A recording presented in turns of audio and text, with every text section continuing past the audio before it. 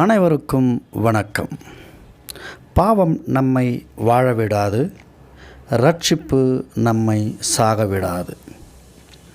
அநேகர் பரிசுத்தவான்களாக தங்களை நினைத்து கொள்கிறார்கள். காரணம், அவர்கள் பாவம் செய்யவில்லை என்று. இந்த ஸ்டேட்மெண்ட் கரெக்டான்னு கேட்டால் தவறு என்று நான் சொல்லுவேன். காரணம், தவறுகள் அல்லது பாவங்கள் செய்ய வாய்ப்பிருந்தும் அந்த பாவத்தை செய்யாதவனே பரிசுத்தவான், நீதிமான் என்று சொல்லலாம். இதில் உங்களுக்கு மாற்று கருத்து இருக்குமானால் உங்கள் கருத்தை பதிவிடலாம். நான் அதை வரவேற்கின்றேன். எடுத்துக்காட்டோடு உங்களுக்கு விளக்கலாம் என்று இருக்கின்றேன். ஆதியாகமம் 39ஆம் அதிகாரம் 7ஆம் வசனம் முதல் 12ஆம் வசனம் வரை நாம் படிக்கும் பொழுது, யோசேப்பு போத்திபாரின் மனைவியுடன் பாவம் செய்ய மறுக்கிறான். கொஞ்சம் காலம் ஆனதும் யோசேப்பின் எஜமானனின் மனைவி யோசேப்பு மீது ஆசைப்பட ஆரம்பித்தால், ஒரு நாள் அவனிடம் என்னோடு பாலின உறவு கொள்ள வா என்றாள். ஆனால் யோசேப்பு மறுத்துவிட்டான். என் எஜமானன் என்னை நம்பி வீட்டிலுள்ள எல்லாவற்றையும் ஒப்படைத்திருக்கிறார். என் எஜமானன் இந்த வீட்டில் ஏறக்குறைய என்னை தனக்கு சமமாக வைத்திருக்கிறார். நான் அவரது மனைவியோடு பாலின உறவு கொள்ளக்கூடாது. இது தவறு, தேவனுக்கு விரோதமான பாவம் என்று கூறினான். அவள் ஒவ்வொரு நாளும் யோசேப்போடு பேசி அவனை அழைத்தாள். அவனோ அவளோடு பாவத்தில் ஈடுபட மறுத்துவிட்டான். ஒரு நாள் அவன் வீட்டிற்குள் வேலை செய்வதற்காக போனான். அப்போது வீட்டில் அவன் மட்டும்தான் இருந்தான். அவனது எஜமானனின் மனைவி அவனது அங்கியை பற்றி பிடித்து என்னோடு பாலின உறவு கொள்ள வா என்றாள். எனவே அவன் வேகமாக வீட்டை விட்டு வெளியே ஓடினான். அப்போது அவனது அங்கி அவளது கையில் சிக்கிக்கொண்டது. அவள் அதனை கவனித்தாள். நடந்ததை பற்றி அவள் பொய்யாக சொல்ல திட்டமிட்டாள். அவள் வீட்டில் உள்ள வேலைக்காரர்களை அழைத்து, பாருங்கள், நம்மை அவமானம் செய்வதற்காக இந்த எபிரேயு அடிமை கொண்டு வரப்பட்டுள்ளான். அவன் வந்து என்னோடு படுக்க முயன்றான் என்று இப்படியாக போய் சொல்கிறார். இதிலிருந்து அவனுக்கு வாய்ப்பு கிடைத்தும் அந்த பாவத்தை செய்யாமல் தேவனுக்கு பயந்து ஓடினான். எல்லோருடைய பார்வைக்கு முன்பதாக நல்லவனாக இருப்பது மிகவும் எளிது. தனிமையிலே, அந்தரங்கத்திலே யார் தேவனுக்கு கீழ்ப்படிந்து பாவத்திற்கு விலகி இருக்கிறார்களோ அவர்களைத்தான் நீதிமான் அல்லது தேவனுக்கு பயந்த மனிதன் என்று சொல்ல முடியும். இன்னொரு எடுத்துக்காட்டை வேதத்திலிருந்து உங்களுக்கு எடுத்து சொல்லலாம் என்று நினைக்கின்றேன். 2 சாமுவேல் 11ஆம் அதிகாரம் 2ஆம் வசனத்தின் முதல் நாம் படிக்கும்போது, தாவீது ராஜா சாயங்காலத்தில் அவன் படுக்கையிலிருந்து எழுந்து அரண்மனையின் மேல் மாடியில் உலாவிக் கொண்டிருந்தான். அவன் மாடியில் இருந்தபோது குளித்து கொண்டிருக்கும் ஒரு பெண்ணை பார்த்தான். அவள் மிகுந்த அழகாயிருந்தாள். தாவீது தன் அதிகாரிகளை அழைத்து அப்பெண் யார் என விசாரித்தான். ஒரு அதிகாரி, அப்பெண் எலியாமின் மகளாகிய பத்சேபாள், அவள் ஏத்தியானாகிய உரியாவின் மனைவி என்றான். தாவீது பத்சேபாலை தன்னிடம் அழைத்து வருவதற்காக ஆட்களை அனுப்பினான். அவள் தாவீதிடம் வந்தபோது தாவீது அவளோடு பாலின உறவு கொண்டான். அவள் தன் தீட்டு கழிக்க குளித்த பின்பு தன்னுடைய வீட்டிற்கு சென்றாள். பத்சேபாள் கருவுற்றாள். அதனை தாவீதுக்கு சொல்லி அனுப்பி, நான் கருவுற்றிருக்கின்றேன் என தெரிவித்தாள். பிறன்மனை பாராமை பேராண்மை. திருக்குறள் அழகாக சொல்லுகிறது, பிறர் மனைவியை பார்க்காமல் இருக்கிறது பேராண்மை. அது ஒரு பெரிய சான்றோருக்குரிய பழக்கம், சான்றோருக்குரிய குணம், நல்லோருக்குரிய குணம், நீதிமானுக்குரிய குணம், தெய்வனுக்கு பயப்படுகிற ஒரு குணம். அதுதான் பிறன்மனை பாராமை பேராண்மை. இங்கே தாவீது தன் பாவத்தை செய்தான். தேவனுக்கு முன்பதாக இது பாவம் என்று தெரிந்தும் அவன் வலு கட்டாயமாக இந்த பாவத்தை செய்தான். பாவம் செய்தவன் அதிலிருந்து விடுபட அவன் வழியை தேடியிருக்க வேண்டும். ஆனால் அவன் அப்படி செய்யாமல் அந்த பாவத்தை மறைத்து வாழ வேண்டும் என்று நினைத்தான். அது முடியவில்லை. அதனால் அவளுடைய கணவனை நயவஞ்சகமாக பேசி அவனை கச்சிதமாக தீர்த்து கட்டிவிட்டான். பத்சேபாள் அவள் ஒரு இராணுவ வீரனின் மனைவி. யாருடைய இராணுவம்? தாவீது ராஜாவின் இராணுவம். ஆதலால் அவனுக்கு பத்சேபாளுடைய கணவனை தீர்த்து கட்டுவதில் அவனுக்கு மிகவும் எளிதாகிவிட்டது. இப்படிப்பட்ட தேவனுக்கு முன்பதாக, நீதிக்கு முன்பதாக, நியாயத்திற்கு முன்பதாக அவனுடைய பாவ செயலால் அநியாயமாக ஒரு இராணுவ வீரனை கொலை செய்ய அவன் திட்டமிடுகின்றான்.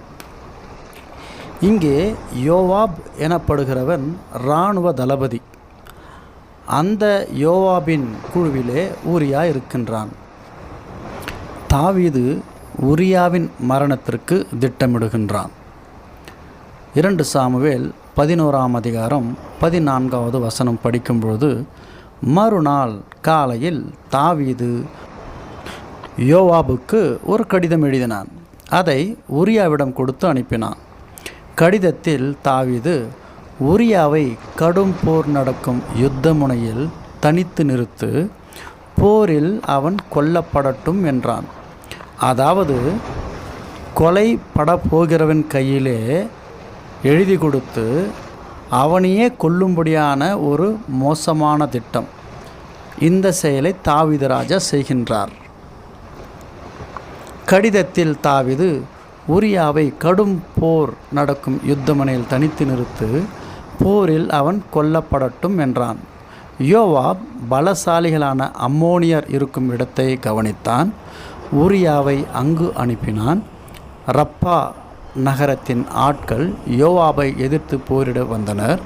அப்போது தாவீதின் ஆட்கள் சிலர் கொல்லப்பட்டனர். ஏத்தியானாகிய உரியாவும் அவர்களில் ஒருவன். யுத்தத்தில் நடந்ததை குறித்து யோவாப் ஒரு குறிப்பு எழுதி தாவீதுக்கு அனுப்புகிறான். போரில் நடந்தவற்றை தாவீது அரசனுக்கு சொல்லும்படி தூதுவர் ஒருவனிடம் யோவாப் கூறினான். இறுதியாக இங்கே என்ன நடக்கிறது என்றால், தாவீதின் அவனுடைய ஆசைக்கும் யோசனைக்கும் இச்சைகளுக்கும் பத்சேபாலை வசப்படுத்த அவளது அப்பாவி கணவனை கொன்று தீர்த்தும் விட்டான். இந்த செயலோடு அவன் பாவ காரியம் முடிந்துவிடவில்லை. தாவீது பத்சேபாலை மணந்து கொள்ள ஆசைப்பட்டு விட்டான்.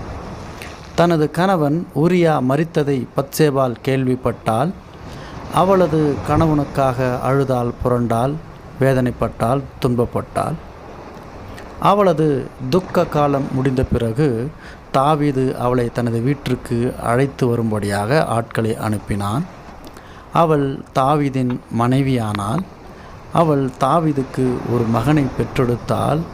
ஆனால் தாவீது செய்த இந்த தீமை கர்த்தருக்கு பிரியமில்லை.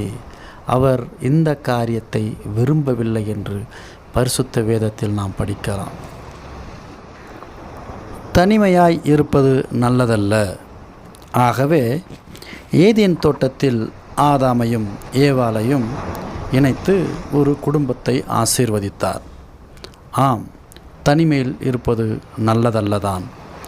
ஆனால் இன்றைய உலகிலே திருமணமாகி கணவனும் மனைவியும் ஒன்றாக வாழ வேண்டிய சூழ்நிலைகளிலே எத்தனையோ குடும்பங்களில் பிரிந்து வாழ்கிறார்கள்.